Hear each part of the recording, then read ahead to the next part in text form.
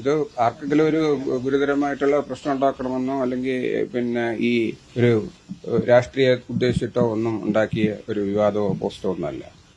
മാത്രമല്ല ഇന്ന് ഞാൻ ഇത് മീഡിയയെ അഭിമുഖീകരിക്കുന്നത് ഇതുപോലെ ഒരു വ്യാജ പോസ്റ്റ് വല്ലതും ഇട്ടിട്ട് ഞാൻ കയറി വിളിച്ചിരിക്കുന്നു എന്ന് ജനങ്ങൾ മനസ്സിലാക്കണ്ട എന്ന് വിചാരിച്ചിട്ടാണ്. ഞാൻ ഇട്ട കാര്യങ്ങളെല്ലാം പരമാർത്ഥമാണെന്നും അതിൽ വിശദീകരണം തരാനാണ് രാവിലെ ഞാൻ മീഡിയയെ അഭിമുഖീകരിക്കാൻ തയ്യാറാകുന്നത്. ഞാനും കുറച്ചാൾ ഭയപ്പെട്ടിരിക്കാന്ന്. എനിക്ക് പക്ഷെ ഭയത്തിനേക്കാൾ ഉപരി എനിക്ക് രോഗികളോട് എനിക്ക് കുറച്ചും കൂടെ കടപ്പാട് എനിക്ക് തോന്നുന്നു. അവർക്ക് അവരുടെ ബുദ്ധിമുട്ട് കാണുമ്പോൾ എനിക്ക് എന്റെ ഭയം ആസ്ഥാനത്താണെന്ന് എനിക്ക് മനസ്സിലാക്കും. അതിൽ വലിയ കാര്യമില്ല. കാരണം ഇതിനകത്ത് ഒരു തീരുമാനം ഉണ്ടാവണം എന്നുള്ളതാണ് എന്റെ അഭിപ്രായം. അല്ല, ഇത് മന്ത്രിയെ അല്ല ഞാൻ കുറ്റം പറയുന്നത്. ഇവിടെയുള്ള നമ്മുടെ ഹോസ്പിറ്റലിന്റെ മേലധികാരികളാണ് ഇത് കുഴപ്പമില്ല എന്ന് മേളിലേക്ക് അറിയിക്കുന്നത്. അങ്ങനെയാണ് പറയാനുള്ളത്.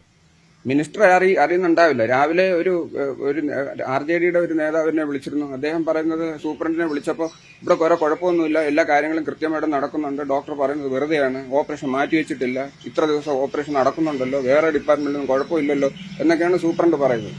അപ്പൊ സൂപ്രണ്ട് ഒരുപക്ഷെ മേലധികാരികളെ അറിയിക്കുന്നുണ്ടാവില്ല, മിനിസ്റ്റർക്ക് അറിയുന്നുണ്ടാവില്ല. ഇതിനെപ്പറ്റി മിനിസ്റ്റർക്കോ ഭരണത്തിലുള്ളവർക്കോ ഇതിനെപ്പറ്റി ഇവിടെ നടക്കുന്ന പ്രശ്നങ്ങളെപ്പറ്റി അറിയുന്നുണ്ടാവില്ല.